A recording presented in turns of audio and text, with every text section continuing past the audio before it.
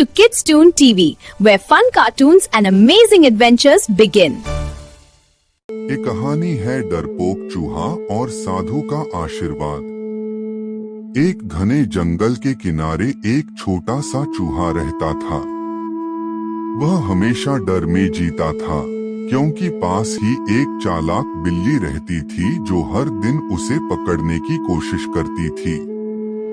बेचारा चूहा हर समय भागता रहता और डर के कारण चैन से खाना भी नहीं खा पाता था।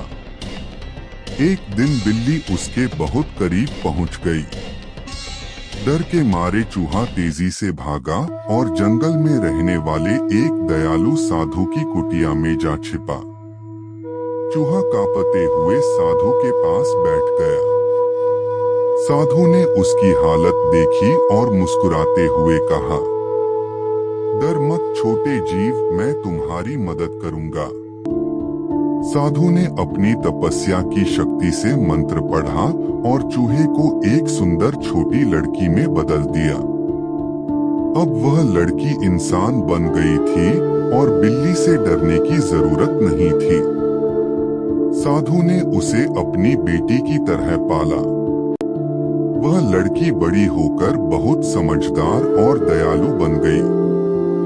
कुछ साल बाद जब लड़की बड़ी हो गई तो साधु ने सोचा कि अब इसका विवाह कर देना चाहिए। साधु उसे लेकर सूरज के पास गए और बोले, सूर्य देव, क्या आप मेरी बेटी से विवाह करेंगे? सूर्य देव बोले, मैं शक्तिशाली हूँ, लेकिन बादल मुझे ढक लेते हैं। बादल मुझसे अधिक शक्तिशाली हैं। फिर साधु बादल के पास गए। बादल ने कहा, मुझसे शक्तिशाली तो हवा है जो मुझे उड़ा देती है। साधु हवा के पास गए। हवा ने कहा, मुझसे ज्यादा शक्तिशाली तो पहाड़ है जिसे मैं हिला नहीं सकती। फिर साधु पहाड़ के पास गए। पहाड़ हंसकर बोला, मुझसे ज्यादा ताकतवर तो चूहा है जो मेरे अंदर सुरंग बना देता है। यह सुनकर साधु मुस्कुराए, क्योंकि उन्हें समझ आ गया कि लड़की की असली प्रकृति चूहे की ही है।